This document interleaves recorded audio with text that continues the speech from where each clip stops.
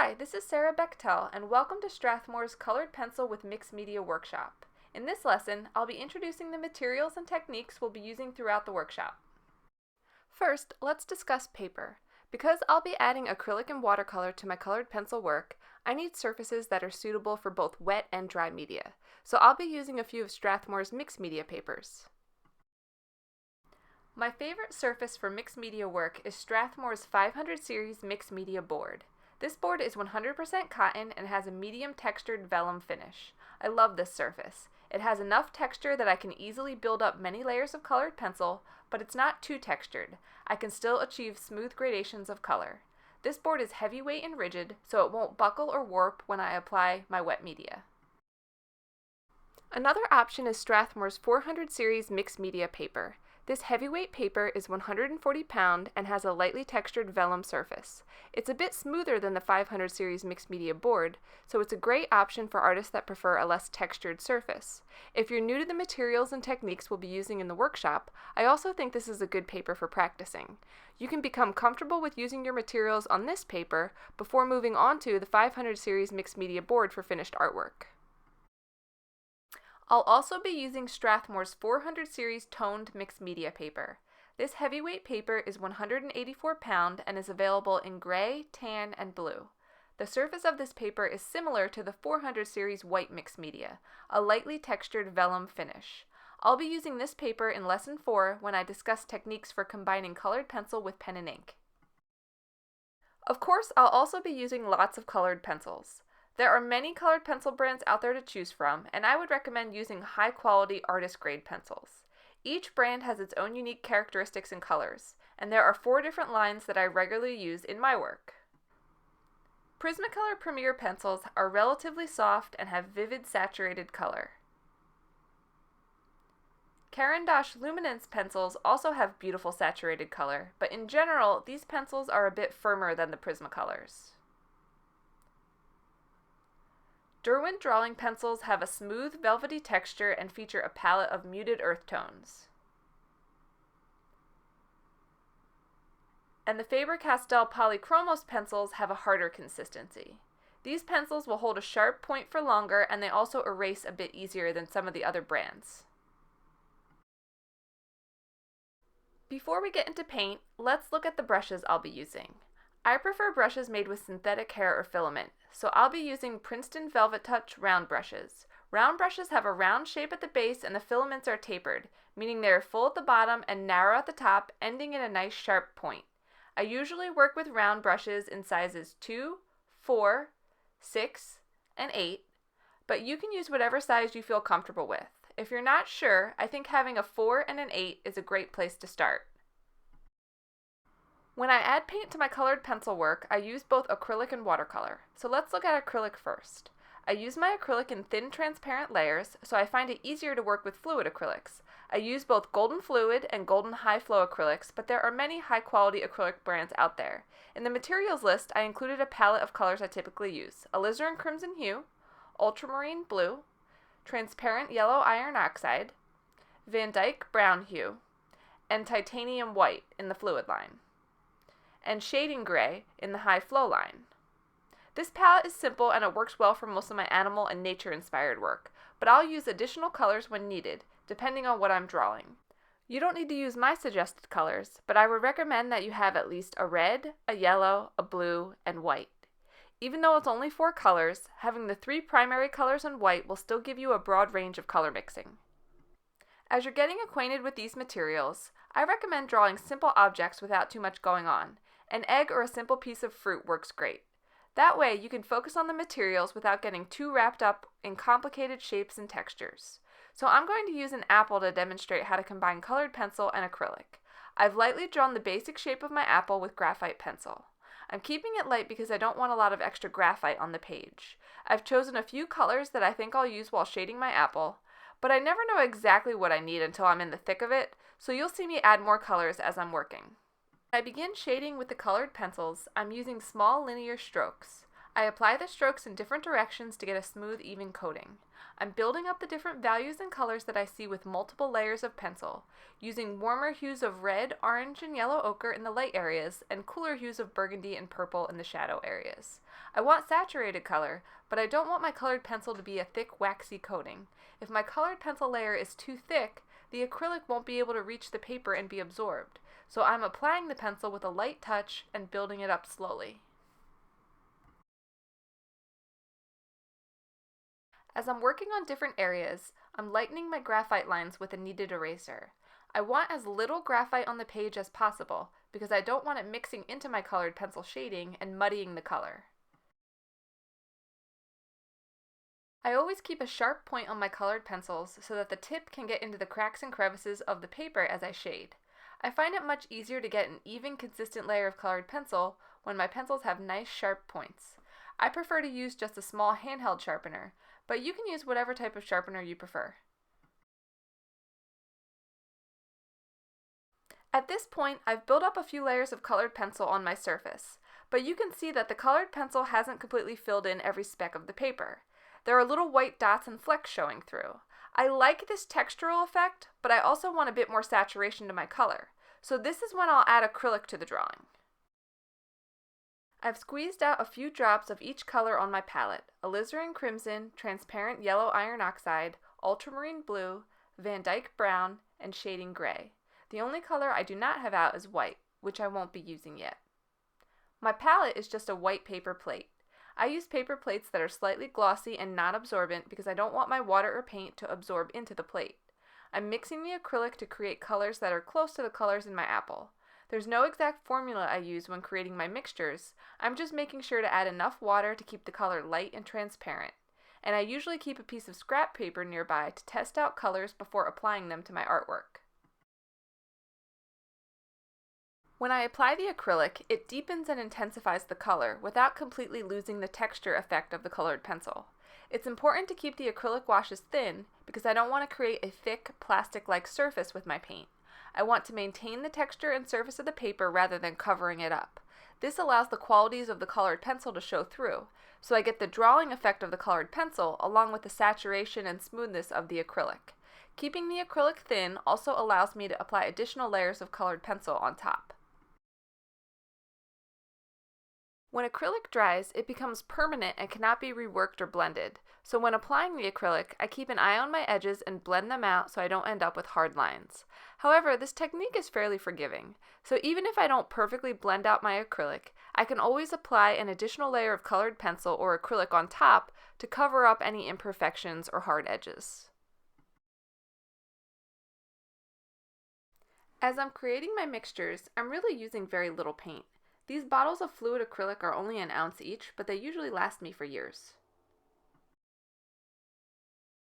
Once the acrylic layer is dry, I can then go back to further refine my drawing with colored pencil. Colored pencil will not lay down on top of wet paint or paper, so I make sure to let the acrylic dry thoroughly. I can go back and forth between layers of colored pencil and layers of acrylic until I feel the drawing is complete. I also use fluid acrylic to tone my mixed media board with a color. I generally prefer to work on a colored surface rather than pure white, so I will cover the board with a transparent wash of acrylic to create a custom surface. First, I tape down the edges of my mixed media board onto a piece of rigid cardboard. I'm using blue painter's tape, but you can use any low-tack tape. Although the thickness of the board prevents most buckling, I find that when I apply a heavier wash of acrylic, the board has a tendency to curve slightly as it dries, so taping the edges prevents this from happening.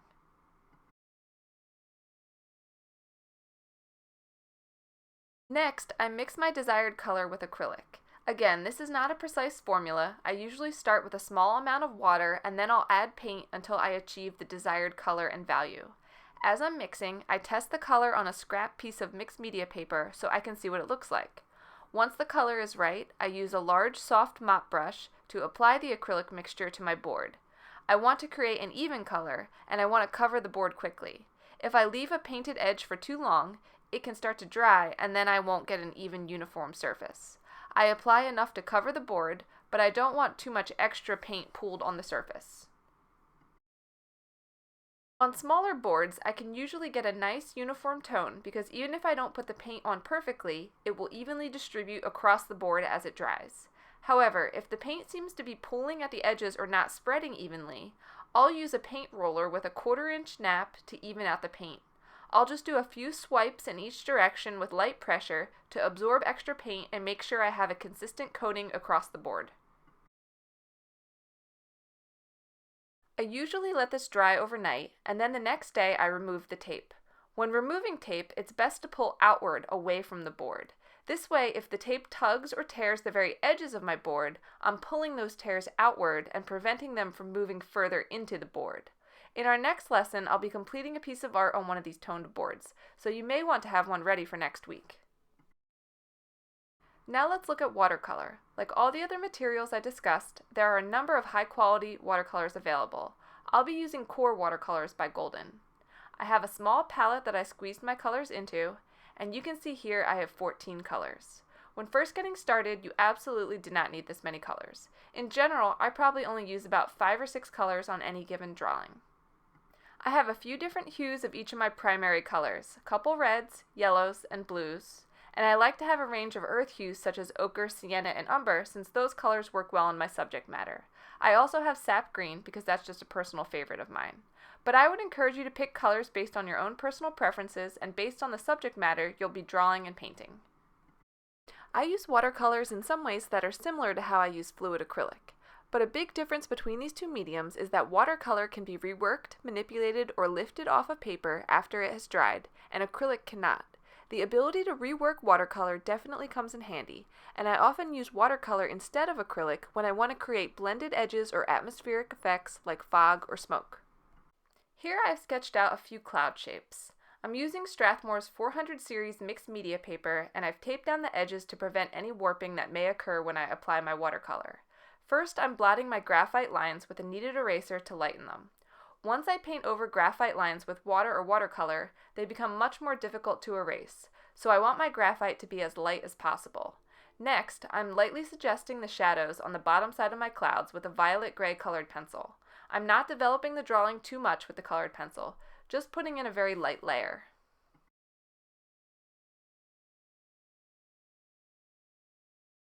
Next, I'll apply watercolor on top. I have my water cup and paper towels for cleaning and drying my brush, and I usually keep a scrap sheet handy for testing out colors before applying them to the actual drawing.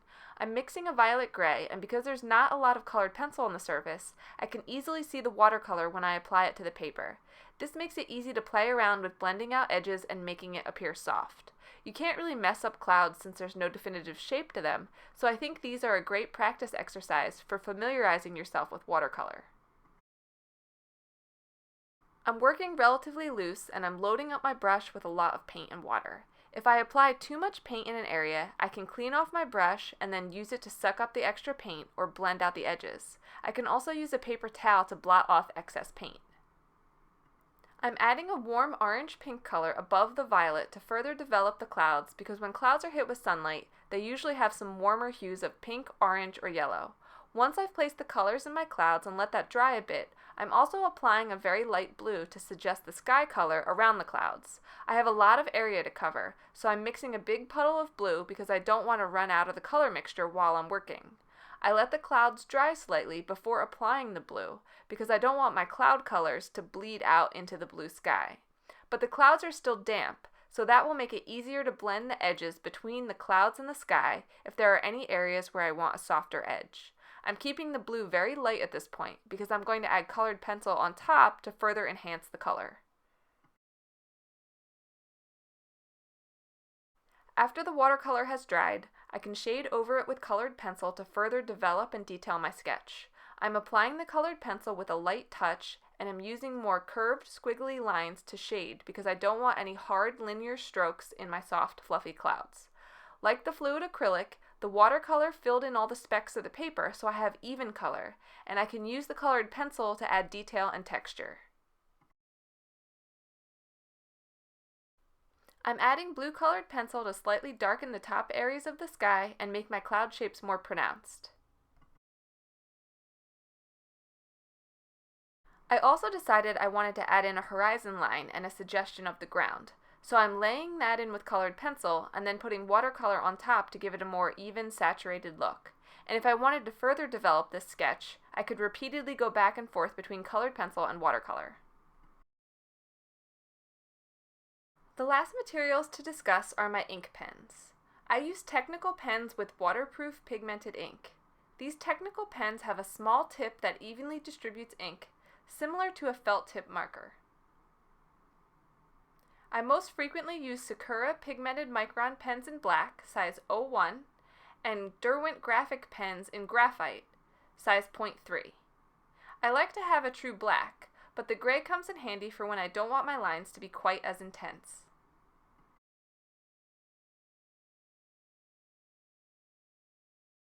I generally use hatching techniques to shade with these pens. Hatching refers to drawing parallel lines to create different values of light and dark.